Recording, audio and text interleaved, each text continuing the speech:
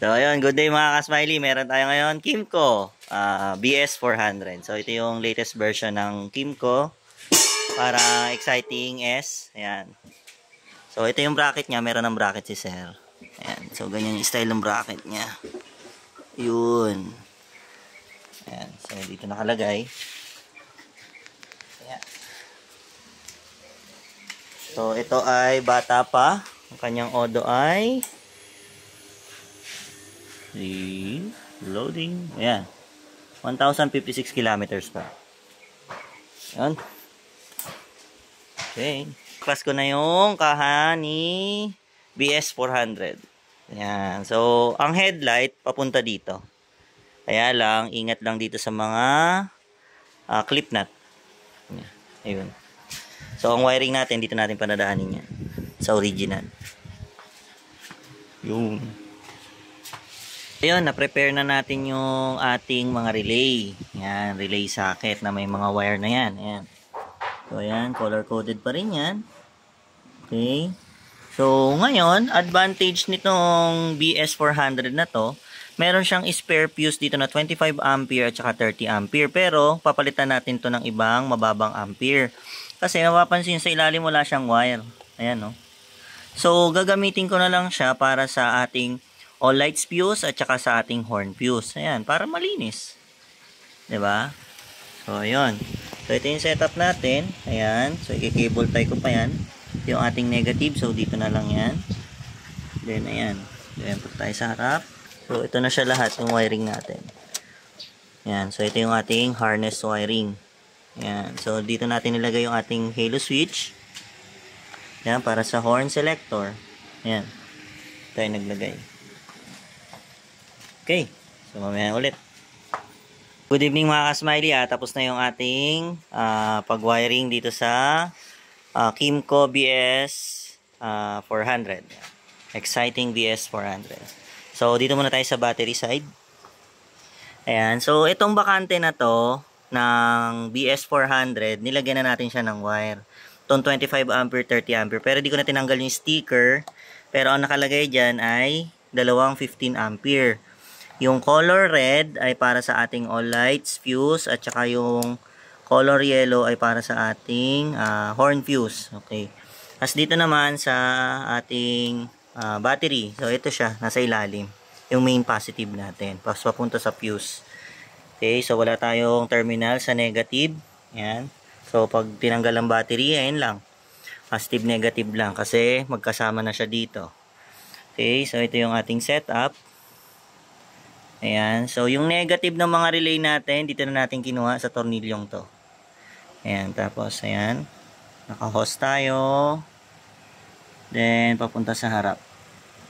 Yun. So, dito tayo sa relay, sa kabilang side. So, papansin nyo, color-coded lahat yan. So, ito yung ating stock horn, loud horn. Tapos, ito naman yung ating MDL relay. Para sa pag nag-high beam yung headlight, mag-high beam din yung laser gun or mini driving light natin. Kasi ito naman yung ating all lights fuse. All lights relay natin yan. Then, dito naman, ito yung ating stock horn. Ayan, pinalitan na natin yan. Nandito na yan sa relay na to. Ayan. So, itong gray na wire. Tapos itong brown wire, dito lang yan sa negative. Dito na natin yung kinuha. Ito naman yung kanyang loud horn. So, dito natin siya nilagay. Magkabila. Ang kanyang loud horn ay Hella, Fanfare Horn, Midnight Block. Ayan. Ayan, setup natin. Wiring. Ang negative niyan ay dito ko kinuha. Negative. Tapos itong kabila ay negative naman ng mini driving light or laser gun. Ayan. Good. Tapos, domino switch. So, yung domino switch ni Sir ay, ayan, ito ay headlight, patayan siya ng headlight, headlight lang, walang park light. Tapos ito naman yung kanyang laser gun or mini driving light. Tapos nilagyan natin siya ng butas dito sa ilalim, nag-drill para sa tuluan ng tubig. Tapos ito, pinalitan na natin to ng Japan wire. Ayan, so, iba na po yung wire niyan para mas matibay. Tapos, hose, pababa. Then, dito sa loob, ayan siya, itong dalawang to. Ayan, yung dalawang yan. Para plug and play lang po. Ayan.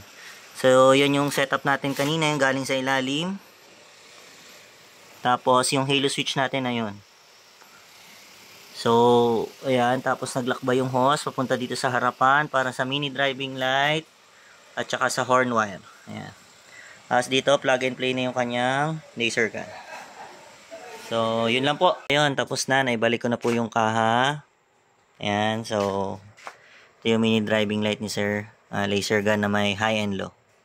Ayan. Okay.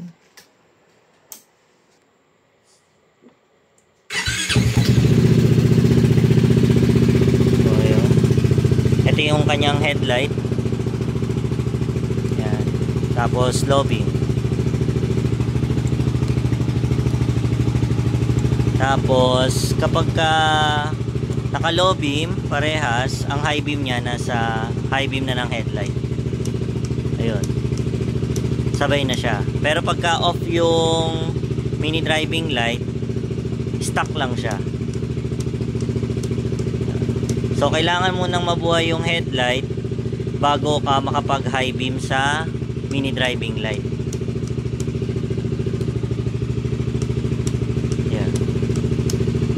Tapos, busina nandito. So, pagka naka-flat, loud horn. Yun.